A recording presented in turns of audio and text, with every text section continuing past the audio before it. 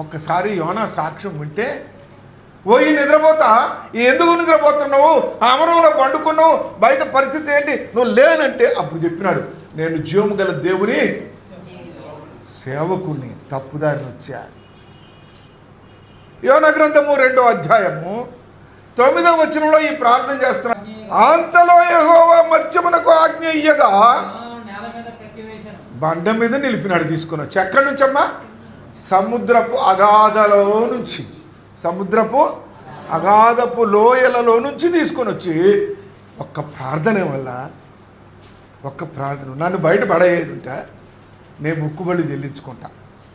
నన్ను బయట పడేస్తే నేనేం తప్పు చేసినో అందరూ ఎదుటి నిలబడి చెప్తా. మీ కొరకయ్యా నాకు ఇష్టం లేక నేను తర్షీషు ఓడెక్కా, ఓడ తలకిందులైంది, ఓడ సరుకులు సముద్రంలో వేశారు, ప్రాణం భయంతో భీతిల్లినారు.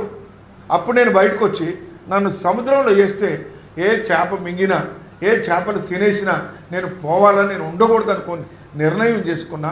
వాళ్ళు కూడా మనం బ్రతకాలంటే ఈ మనిషి ఉండకూడదని నన్ను పడేశారు. కానీ నన్ను ఎక్కడ పెట్టాడు? తెచ్చి బండ మీద నిలబెట్టినాడు. నేనేవే పట్టణం అంతా సువార్త చెప్పమన్నాడు, తీసుకొచ్చి ఇక్కడ నిలబెట్టాడు. ఎలా చేసే దేవుడు? ఎందుకమ్మా మనల్ని ఉంచుకున్నాడు ఇవాళ? ఏ 3 పలుకులు పలుకుతానికి, 4 ముక్కలు ఆరాధన చేయడానికి కాదు. నువ్వెలా రక్షించబడ్డావో, నువ్వెలా మరి దేవుడు క్రీస్తుని బండ మీద నిలబడ్డావో నీ బంధువులకి, నీ స్నేహితులకి, నీ ఇరుగు పొరుగుకి చెప్పగలిగి ఉన్నావా లేవా?